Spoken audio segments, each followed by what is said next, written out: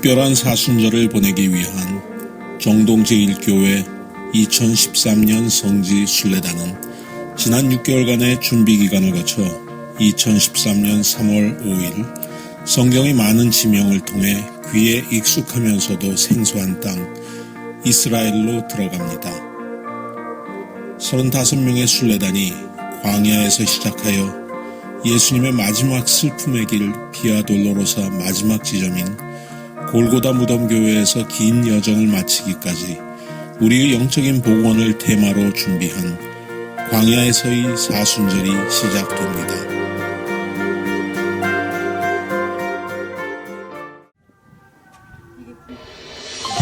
우리의 첫 방문지는 헤롯 대왕이 건축하였으며 묻혀있다고 전하여지는 헤로디온입니다. 2000여 년을 거슬러 올라가 지금까지 2차원적으로 이해했던 성경을 공간과 시간을 뛰어넘는 4차원적 파노라마로 체험하기 위한 새로운 세계로 들어갑니다.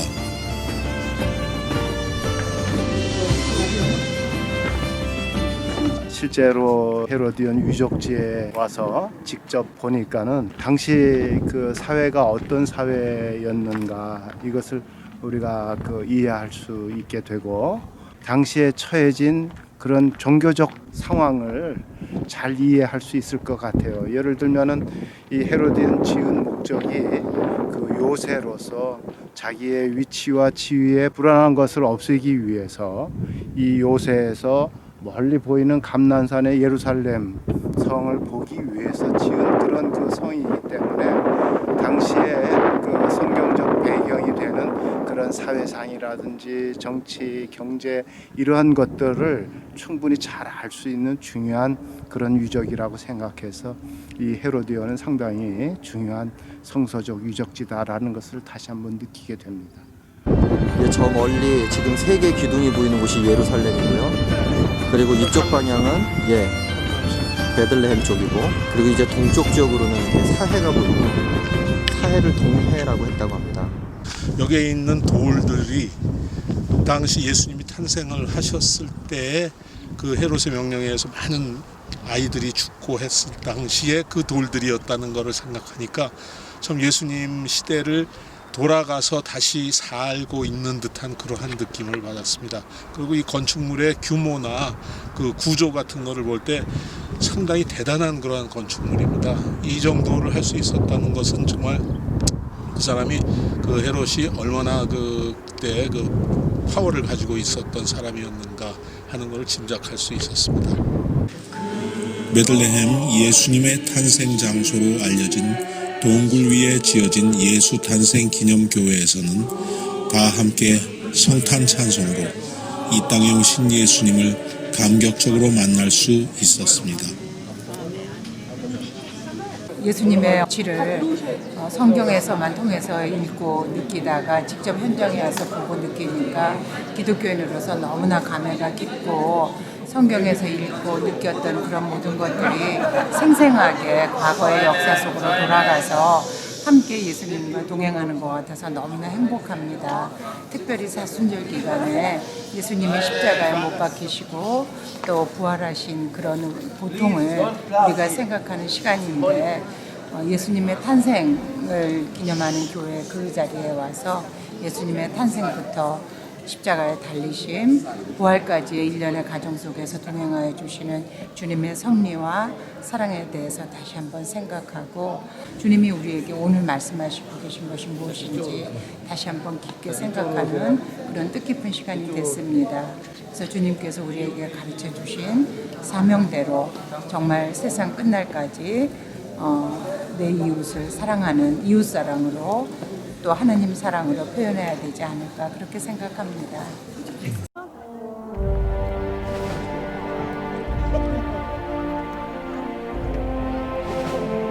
지금 저희가 있는 곳은 다윗과 블레셋이 싸웠던 엘라 골짜기에 와 있습니다. 다윗과 골리앗이 팽팽하게 맞선 그런 진지 사이에서 다윗이 어린 소년이었지만 여호와 하나님의 능력을 믿고 물맷돌과 막대기를 가지고 용감하게 나왔던 것입니다. 큰 장애를 맞았음에도 불구하고 다 골리앗을 향해서 물맷돌을 던졌을 때 골리앗 장수를 쓰러뜨림으로 인해서 그 블레셋과의 전투에서 큰 대승을 거두게 한 대한 감명을 받습니다. 저희들도 적용점으로 고국에 두고 온 여러 가지 일들에 대해서 기도하였습니다. 그리고 여호와 하나님의 능력에 의지함으로써 그러한 엄청난 장애들도 잘 극복될 수 있고 또 저희들이 소망하는 우리 정동교회 부흥과 또 교인들의 이런 어려운 난제들이 풀어질 수 있는 그런 가능성을 보고 매우 감명을 느꼈습니다.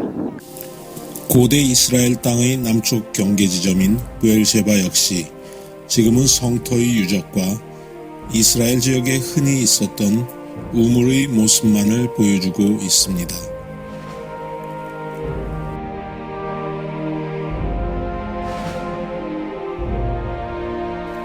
광야에서의 하룻밤은 낙타를 타고 네게브 사막을 돌아 베두인 캠프로 들어감으로 시작되었습니다.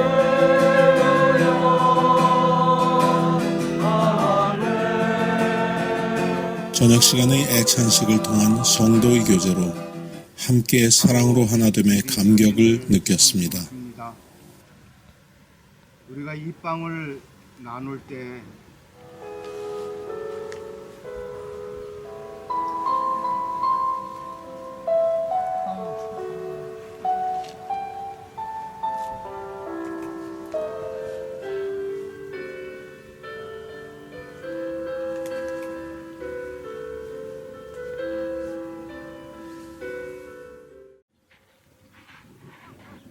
정동교회 성지 순례단은 어제 광야에서의 하룻밤을 지냈습니다. 다 같이 애찬식을 가졌었고 또 하나님께서 아브라함에게 약속하셨던 것, 그 별들 보면서 하나님의 약속을 다시 한번 생각하는 그런 좋은 시간을 가졌습니다. 광야는 꼭 이곳뿐 아니라 여러 곳이 있겠지만 우리 믿음의 선조들 예수님, 아브라함 이분들이 살았던 이 공간에서 감회가 아주 새로웠던 것 같고요. 어젯밤에 애찬식에서 또 그 뒤에 간증 시간에서 꽤 많은 사람들이 하나님을 만나는 경험을 하고 뜨거운 눈물을 흘렸다는 간증을 듣고 굉장히 뿌듯하고 마음이 감동적이었습니다. 제가 그 성지순례를 준비하고 여기 오면서까지 기도했던 것은 우리 35명 전부가 각자의 모양대로 각자 나름의 처한 위치대로 믿음의 분량대로 하나님을 만나는 그런 체험을 하고 또 모두가 하나님을 바라보는 그런 은혜의 시간이 됐으면 하는 것이 기도 제목이었는데 어제 첫 번째로 그런 그 간증들을 듣고 굉장히 마음에 감동이 되고 하나님을 느끼는 그런 그 시간이었습니다. 또한 어젯밤에 감동을 받은 사람이 아니더라도 아침에들 식사 시간에 간증 아닌 간증들을 할 때 전부 다 새벽에 나가서 각자가 다 멀리 흩어져서 이 광야 끝까지 가서 하나님께 들릴 정도로 큰 소리로 외쳤다는 그런 얘기를 들을 때 가슴이 찡했고요. 그런 기도를 한 다음에 해가 싹 비치면서 햇살이 자기에게 비친 그런 감동을 얘기할 때 크신 하나님의 역사가 있음을 느꼈습니다. 마지막 남은 일정 과정도 우리 모두가 아주 놀라운 은혜로운 시간을 경험하게 되기를 원합니다. 저 또한 하나님을 깊이 만나기를 소망하면서 이 순례를 계속 이어갈까 합니다. 이곳은 유대 저항의 상징인 마사다 요새입니다. 지금도 이스라엘의 사관학교 생도들은 이곳에서 졸업식을 거행하고 마사다 요새를 순례함으로 그들의 아픈 역사를 기억하고 애국심을 고취시킨다고 합니다.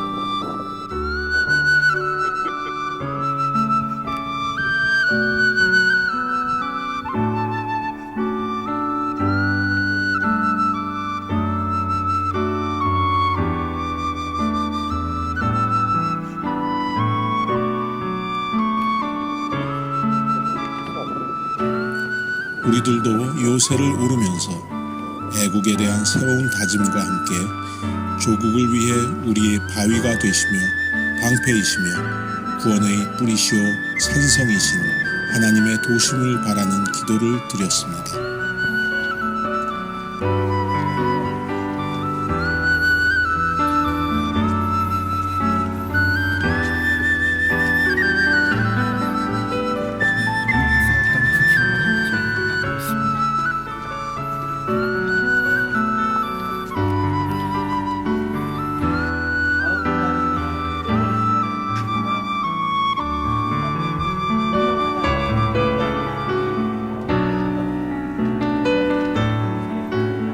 헤롯 왕이 본인의 부귀영화를 위해서 지었었다는 거. 그렇지만 그 사람의 개인의 그 탁월한 지도력과 또 그 관리로 이렇게 멋있는 마사다를 졌지만 결국은 유대인들이 끝에 사용하게 됐다는 거. 하나님의 섭리가 아닐까 그런 생각이 듭니다. 유서 깊은 이런 곳에 와서 또 우리가 생각해야 될 것은 무엇인가 다시 한번 깊이 생각하게 됩니다. 왜 예수님이 이런 척박한 땅에서 태어났을까를 이 땅에 발 붙이는 순간 생각을 했는데요. 그것은 그만큼 우리가 밑으로 낮아지고 정말 그 밑바닥에 그런 삶을 알지 않거나 예수님의 깊은 뜻을 헤아릴 수 없지 않은가. 예수님은 그거를 우리에게 알려주시기 위해서 말구유에서 태어나신 거 아닌가. 다시 한번 깊이 생각하게 됩니다. 쿰란 동굴에서 만나는 성경 이야기는 이사야서 40장 7절의 물은 마르고 꽃은 시드나 우리 하나님의 말씀은 영원히 서리라 하라는 구절을 묵상하게 하였습니다. 길 잃은 양의 비유를 통해 잃어버린 영혼들을 찾기를 기뻐하시는 하나님의 사랑이 목자들을 통해 잃어버린 양을 찾는 과정에서 귀중한 성경의 사본들을 2000년 동안 고이 간직하였다가 나타내어지게 하심으로 말씀의 권위를 의심하는 우리에게 확신을 주시는 하나님의 사랑이라 생각하였습니다. 어느덧 성지순례의 여정도 중반으로 접어들었습니다. 여리고에서의 예배로 하루를 시작하며 우리는 다시 광야로 나갔습니다. 삶의 환경으로서 광야는 볼 것 없는 메마른 땅에 불과하지만 우리는 이곳에서 회개에 합당한 열매 맺기를 외치며 예수님의 오실 길을 예비한 세례 요한을 마귀에게 시험받기 위해 이곳으로 나오신 예수님을 생각하며 마른 풀들과 발끝에 채이는 돌들을 무심하게 넘길 수 없었습니다.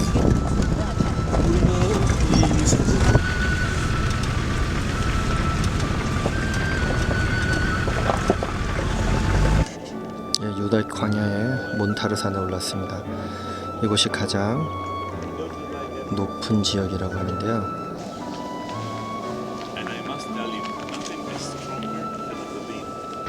네, 여기는 여리고 지역입니다. 이슬람 사원에서 들려오는 저 소리.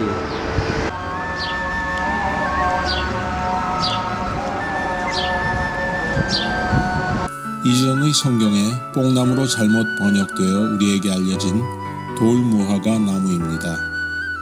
키 작은 삭개오가 저 나무 위에서 예수님을 바라보는 듯 합니다. 삭개오의 예수님에 대한 간절함을 우리도 본받기 원하였습니다. 그리하여 예수님께 관심을 갖고 사는 우리가 아니라 예수님을 온전히 영접함으로 예수님과 더불어 먹고 사는 삶이 되어야겠다는 다짐을 하였습니다. 늦은 오후 우리는 예수님께서 세례를 받으신 곳으로 알려진 요단강 세례터를 찾았습니다. 요단강은 바로 건너편이 요르단의 영토로서 생각보다 강의 폭이 좁았습니다. 낮아짐과 겸손의 모습을 보이시며 앞으로의 완성을 위해 몸소 세례받으신 예수님을 묵상한 후 여리고 성터로 발걸음을 옮겼습니다. 무너진 성을 바라보면서 말씀에 대한 믿음으로 성을 함락시켰던 여호수아와 이스라엘 백성의 함성과 양각 나팔 소리가 귀에 들리는 듯합니다.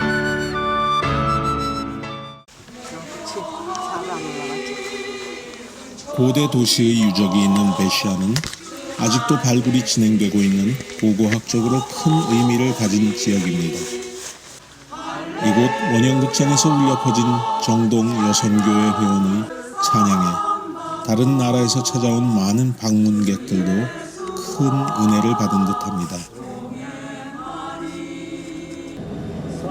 드디어 예수님께서 가장 왕성하게 활동하시던 갈릴리 지역으로 이동합니다. 주일 예배를 선산에서 드리며 우리는 너무나도 벅찬 감격으로 하나님의 임재하심을 느낄 수 있었습니다. 그 그물을 다 버려두고 예수님을 따랐던 바로 그 사람 베드로가 제자였습니다. 되는 것을 확인하며 이를 위한 우리의 끊임없는 노력과 기도가 이 갈릴리 호수 가까이에서 주님께서는 제자들을 부르셨고 병든 자들을 고치시고 죽은 자를 살리셨습니다. 주님께서 내가 날 사랑하느냐고 물으십니다. 오 주님, 당신만이 아십니다.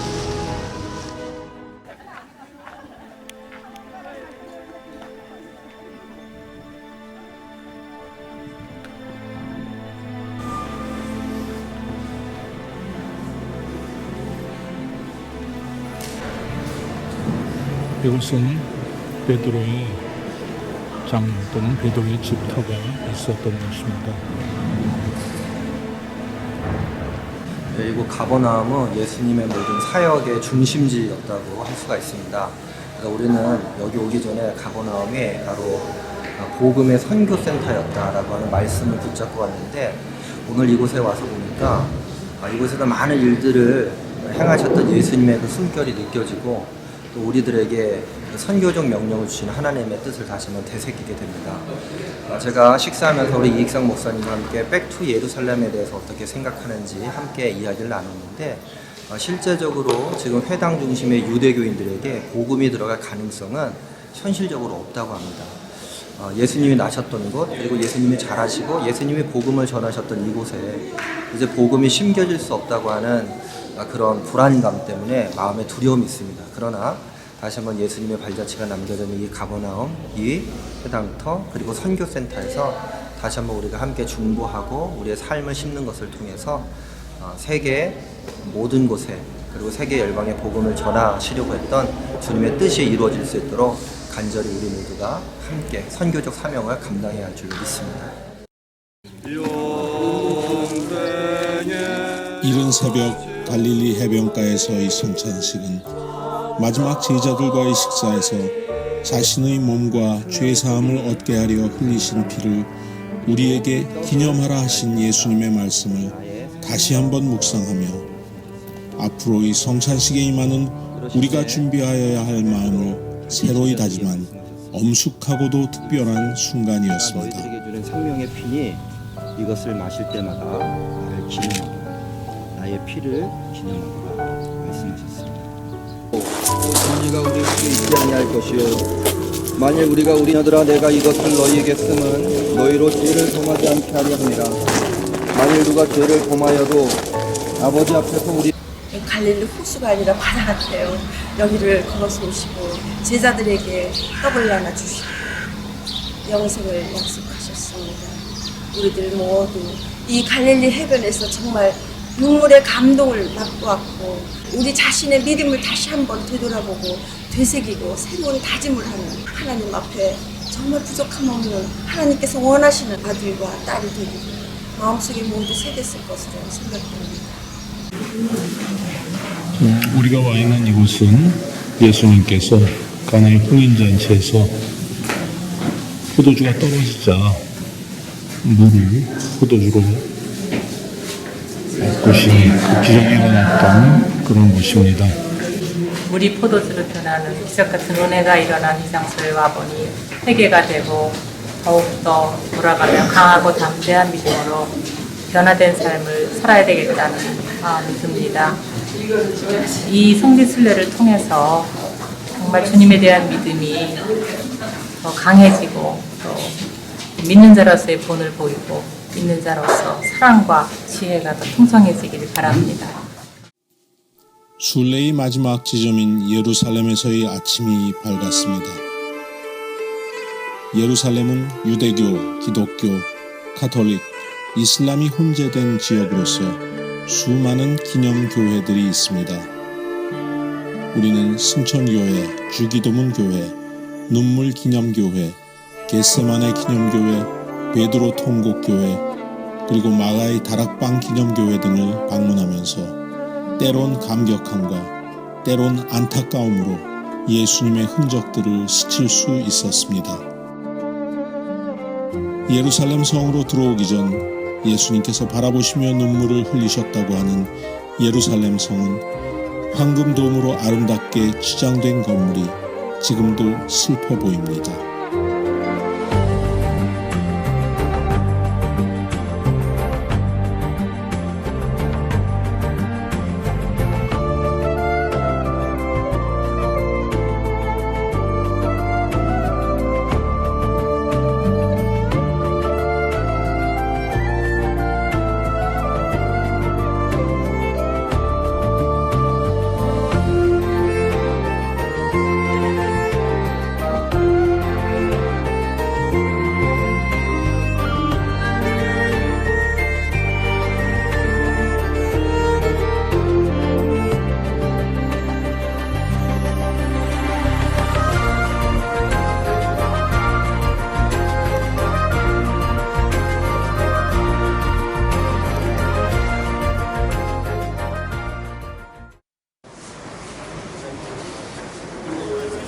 우리는 이른 새벽을 택하여 순례의 마지막 종착지인 슬픔의 길 또는 고난의 길이라 불리는 비아 돌로로사를 찾았습니다.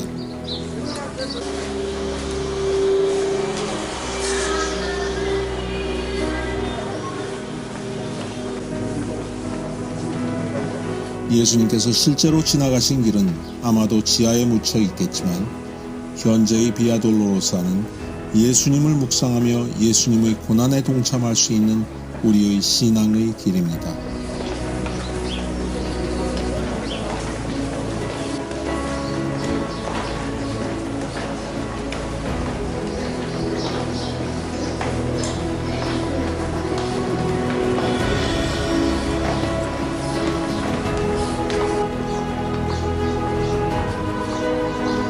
이 길을 가셨던 주님의 발걸음은 너무도 무거웠을 것이며 어깨를 짓눌렀던 십자가의 무게는 예수님께서 감당하시기에 힘드셨을 것입니다. 우리가 예수님의 고난에 동참하는 길 걸어가게 해주세요. 기도하시겠습니다. 저와 함께 목으로 기도하시겠습니다. 주에서 저희를 따라갑니다.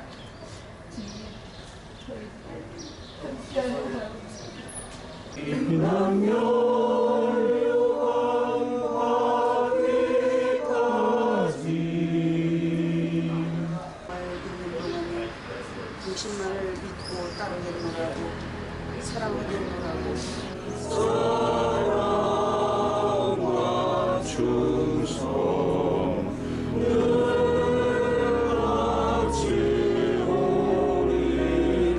십자가를 들 수 있나 주님께서 쓰러지셨다가 잡고 일어나셨던 분이라 해서 기념합니다.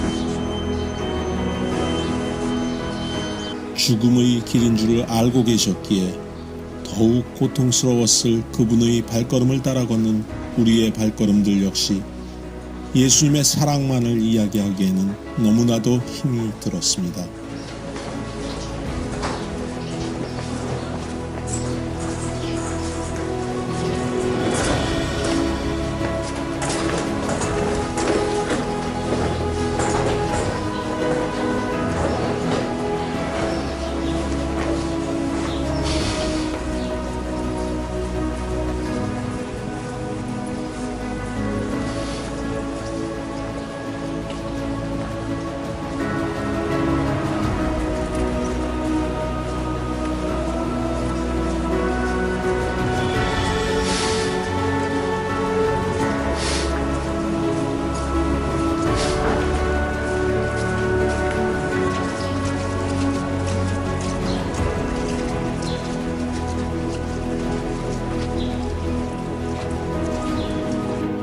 십자가에 못 박으소서라 외치던 당시의 대제사장들과 배신한 군중들의 음성이 들리는 듯 합니다.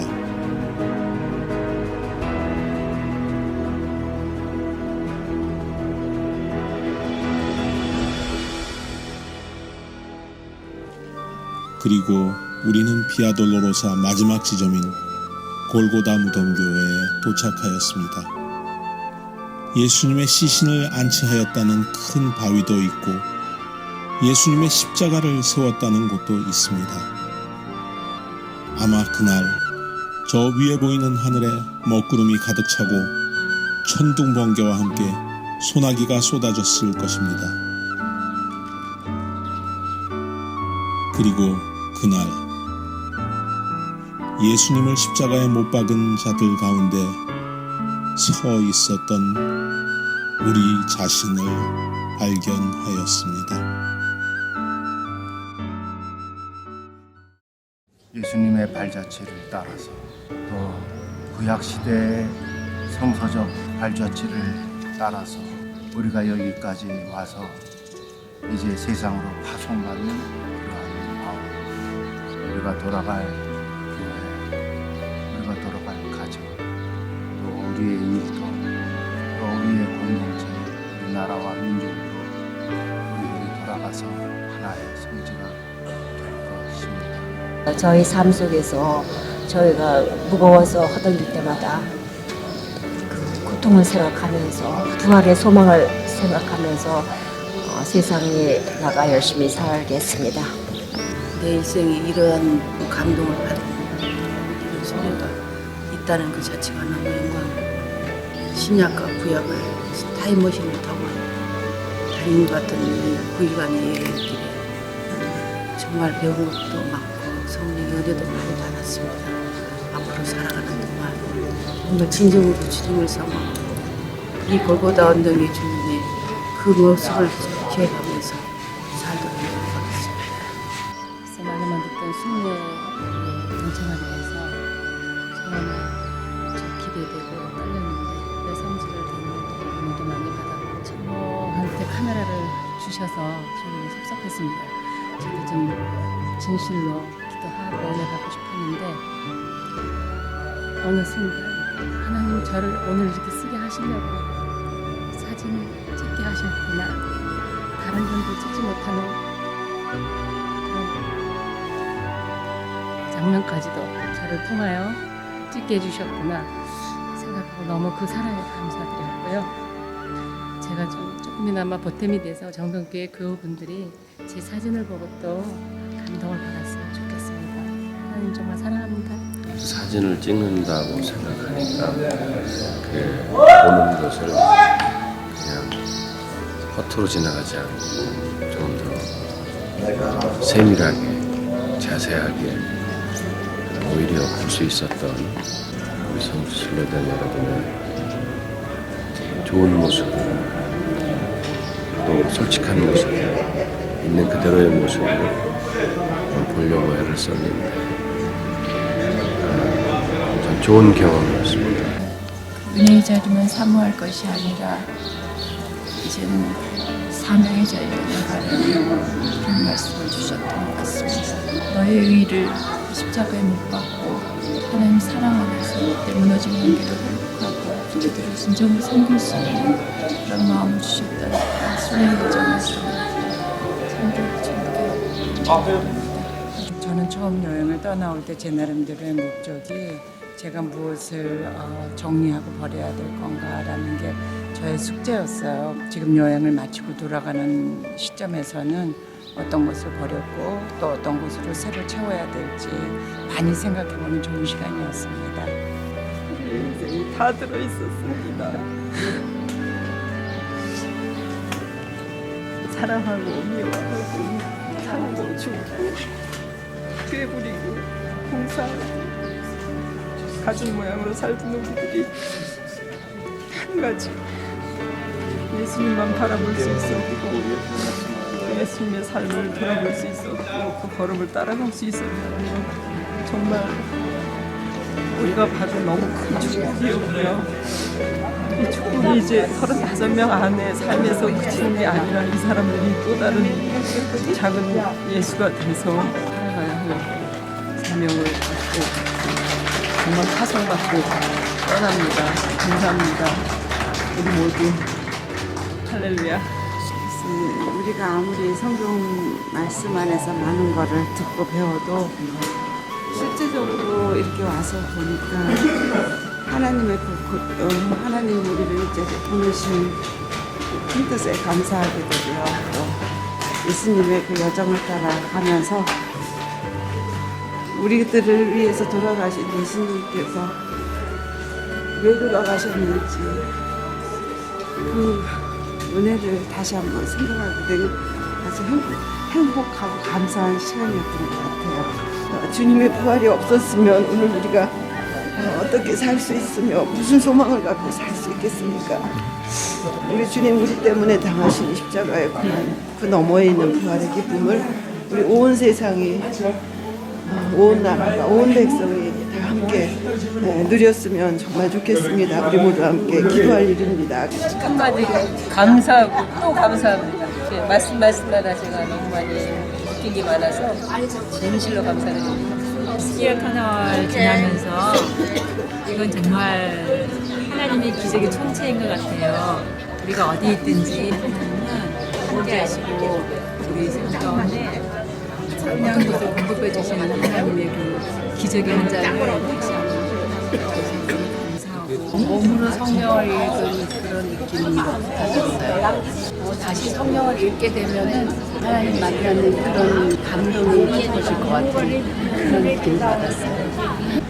저는 사실 성지순례를 오래전부터 하고 싶었는데 이번에 제가 나이는 많고 그런데도 아직 결심하고 이번에 안 오면 더 이상 못 올 것 같은 그런 생각을 해서 왔는데 하여간 굉장히 저는 정말 좋았습니다.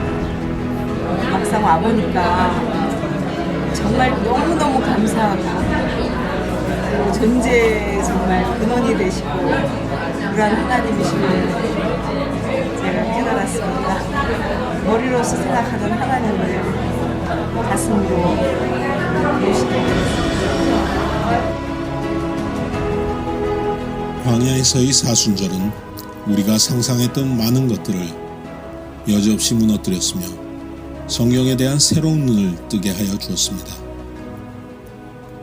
열흘 정도의 짧은 여정이었으나 말씀과 진리에 대한 사모함, 그리고 성경을 보는 새로운 느낌과 비전을 갖게 하여 주었습니다.